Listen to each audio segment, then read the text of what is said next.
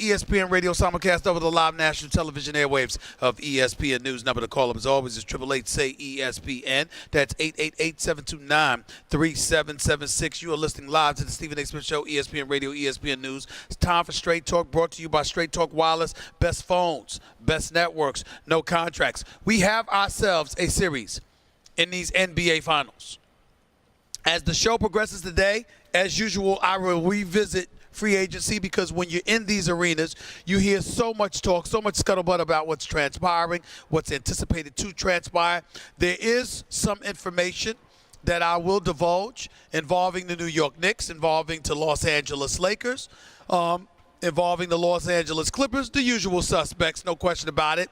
Plus, I'll be getting into a little bit about the Houston Rockets as well. Make no mistake about it, because there's some stuff going on there that I definitely think everybody has the right to know as it pertains to the coach, some of the players, owner Tillman Fertitta, along with others. So stay tuned. Don't touch that dollar. Number again to call up is 888-SAY-ESPN. That's 888-729-3776. But getting to the finals first. We have ourselves a series. We have ourselves a series, and I say that in a fashion that states the Golden State Warriors, the two-time reigning defending NBA champions, are officially in trouble.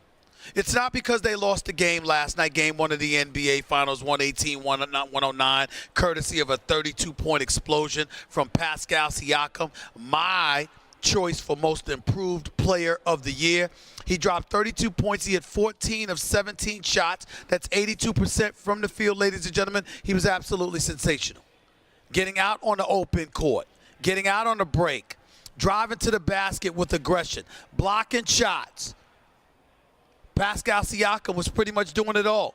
It was incredibly impressive, and he deserves an awful lot of credit for what he did. He had 2 blocks on the evening. Had 2 blocks. Hit 14 to 17 shots. 2 or 3 from three-point range as well. Had 5 rebounds, only 2 turnovers, and did all of that in nearly 40 minutes, 39 minutes and 44 seconds to be exact. But guess what? Despite his performance, despite that of Marc Gasol, who tripped in 20 points, despite Fred VanVleet coming off the bench to score 15 points, despite Kawhi Leonard looking as if he was on one leg for crying out loud, still dropping 23 for the game. That's not the reason the Golden State Warriors are in trouble. The Golden State Warriors are in trouble because Andre Iguodala is not healthy. And when you look at the Golden State Warriors and the fact that Kevin Durant is already out, and it's presumed that he won't find himself in a situation where he'll be available at the very earliest before Game 4, if that might be pushing it. When you got Boogie Cousins, who returned last night after a 14-game absence from the postseason, courtesy of getting hurt in Game 2. Courtesy of getting hurt in Game 2 of the Western Conference first round. When you look at a guy like Andre Iguodala hurt, when you see Boogie Cousins, who just got back, when you look at Kevin Durant, who presumably will not be back, ladies and gentlemen, the Golden State Warriors may not have enough bodies.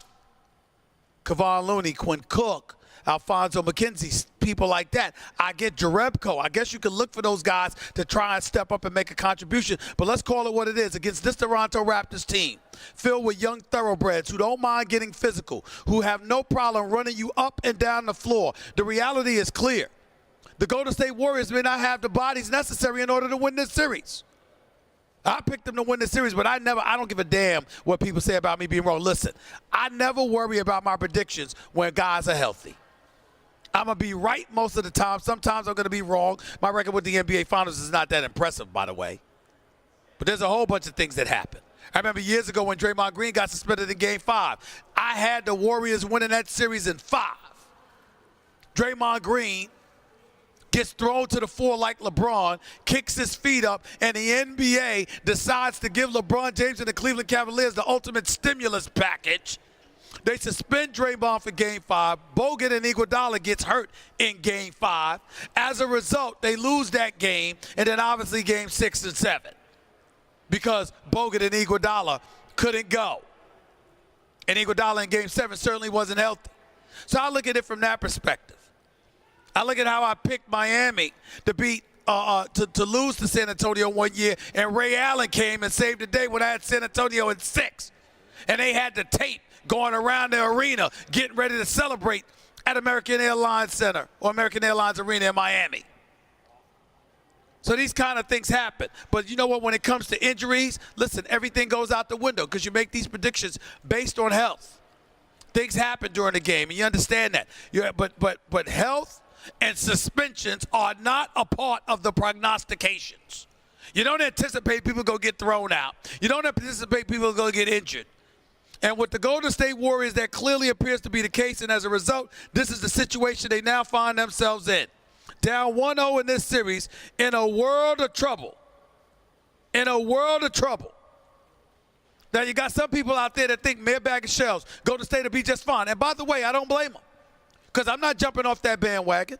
I'm of the mindset that the Golden State Warriors can still win this series. I'm looking at the fact that last night, in the second half, despite not having their A game, despite Steph Curry being the only one who truly showed up, that the Golden State Warriors still were within 3 points, 6 points and 7 points on repeated occasions. Toronto wasn't pulling away from them. But when I saw Iguodala, I don't know whether it was the hamstring or the calf or whatever, I said, my God, I can't catch a break. You look at Jordan Bell, he started. You look at Kevon Looney, he can play. You look at Alfonso McKenzie, somebody I think that they should strongly consider giving more minutes to. And I don't mind Quinn Cook either. I just find myself looking at the Golden State Warriors and wondering how many bodies can they lose? It's one of those situations where a dynasty is coming to an end, and you know when you can see it, it's usually for health reasons. Certain dudes just ain't what they used to be, health-wise. They're just dragging and lagging just a little bit. You just see stuff like that, and it drives you absolutely nuts. That's what I'm witnessing from the Golden State Warriors. But let me tell you something. Game 2 is going to tell me a lot. Game 2 is going to tell me a lot. Andre Iguodala went up for a regular jump hook and scored over Kawhi, over Gasol, and then came up holding that left leg and slapping his hands because we know what that's about. I'm hopeful it was a cramp, but I don't think that's what it was. I think he knows. He's hobbled. He knows he can't go. Last year they go against the Houston Rockets in the Western Conference Finals. Everybody's talking about Chris Paul. Chris Paul's not 100%. Chris Paul's not healthy, I'm sorry. He goes down in Game 5, can't go in Game 6 or 7 because of that hamstring. Oh, my goodness. Well, you know what? Houston should have still beat the Golden State Warriors or Golden State. If it were not for Chris Paul, they would have gone to the NBA Finals, the Houston Rockets, and they would have won a championship. Let me tell you something. If Andre Iguodala wasn't hurt, Houston, that series last year wouldn't have went past 6. Andre Iguodala would have played. I'm telling you right now, Houston wouldn't have taken Golden State 7 games last year. It wouldn't have happened. And oh, by the way, if Kevin Durant hadn't gotten hurt, it would have ended in 6 anyway this year. And if Kevin Durant was here right now, healthy, I got news for y'all, ladies and gentlemen. It wouldn't be a series. Y'all can slice any way y'all want to. I know that the Toronto Raptors could play. I know they're a stout defense. I know they are no joke. They are a team to be reckoned with. But I assure you, if Kevin Durant were healthy, Golden State would have this series wrapped up in 5 games. 5. I won't disrespect Toronto by saying I wouldn't give them 1 game, but that's about it. Right here at the Scotiabank Arena in Toronto, Canada, Golden State would be celebrating a 3-peat. It'd be a wrap. But now, that's all in jeopardy. And clearly, this is the end of the Warriors as we knew it. I can't imagine the Warriors bringing back Livingston after this year. I can't imagine them bringing back Iguodala after this year, even though when healthy, he can really defend and he's really big time. We all surmise and assume Kevin Durant is going to be gone, that he's going to go to New York. You got some people saying Brooklyn. I'm still going to contend it's the Knicks. But I tell you something right now. You want me to tell you what this entire discussion should put to bed? Want me to tell you what this should put to bed? This notion. This ridiculous, idiotic, asinine, blasphemous notion that the Golden State Warriors are a better team without Kevin Durant. Ladies and gentlemen, there's no team on this earth that has Kevin Durant that's better off without him. He's that surreal. He's that great. He's that phenomenal. Y'all need to wake up and slap yourself for even dreaming something that nonsensical. Kevin Durant is that big time. And Kevin Durant is of the mindset and the situation. I'm here to tell you something right now. I'm sure he wants to come back. I would love to see Kevin Durant come to the rescue and walk back on the court after all this blathering about what they're supposed to be without him and remind the world just the hell who he is. You know who he is. Y'all know who he is. I would love for him to do that. It remains to be seen whether or not he's somebody that's going to be able to do that. Because that calf injury, they say, usually takes 3 to 6 weeks. It's usually about 5 to 6 weeks. This is week 3. Next week, by game 4, it'll be 4 weeks. Usually you need an additional 2 more weeks, but he doesn't have those 2 weeks. He doesn't have it. And so now we find ourselves in a situation where we got to wonder about what Golden State's going to be. We got to wonder whether or not there's going to be an elevated level of appreciation for him now that they're going to struggle without him, assuming they do.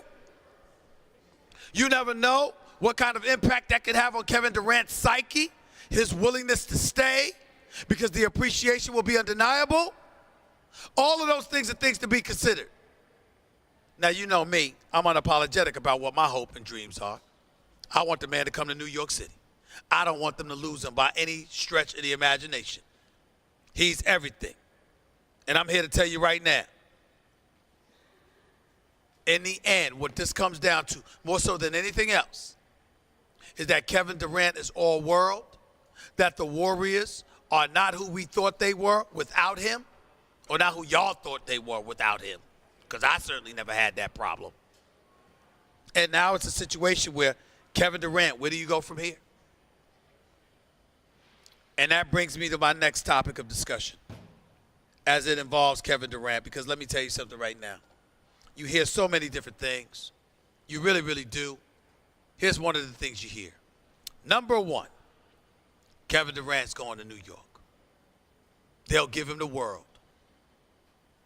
Whatever he wants, the coach he wants. He'll have an avenue if he wants one. Obviously, Dolan will do everything he can to help make him a billionaire. He'll take care of his people, whatever Kevin Durant wants. If Kevin Durant wants a pedicure and a massage every day, he'll have it. Here in Canada, in Toronto, they got Kawhi and Dine, where you got free meals going on every day. Kawhi Leonard, he could have free food for life if he stays in Canada. Let me ask you a question. You think somebody going to charge KD for food if KD come to New York City? Do you think that KD will have to pay for a Broadway ticket? You think that if KD wanted to ring the bell on Wall Street, did you think somebody going to tell him no? You think if KD went into a hookah bar or a restaurant or any place, you really think he's going to have to pay? See, New York, you don't have to advertise that you get free stuff. You just give it to you. Let me put myself on Front Street. Ladies and gentlemen, I get stuff for free. And I'm just Stephen A. I mean, Stephen A is very, very significant, if I should say so myself. I mean, it's not like I'm a nobody. But I ain't Kevin Durant. That brother ain't going to have to pay for anything. The jet, look, here's what makes me laugh. Listen, ladies and gentlemen, do y'all understand that James Dolan made the private jet available to pick up from home and take back home after every game? Tyson Chandler? Tyson Chandler played for the New York Knicks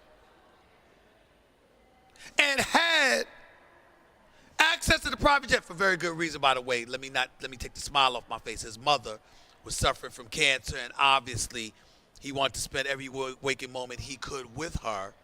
And James Dolan was kind enough, because he does have that in his history. He's actually a very kind man to a lot of people. And he had the jet take Tyson Chandler, pick Tyson Chandler up from his mama's home in L.A., take him to a game on game nights to play, and then take him right back to his mama in L.A. for an entire season. That's what Tyson Chandler had done for him by James Dolan in Mike Woodson's last season as head coach of the New York Knicks. That's how phenomenal that was on the part of James Dolan. I only bring that up to say this.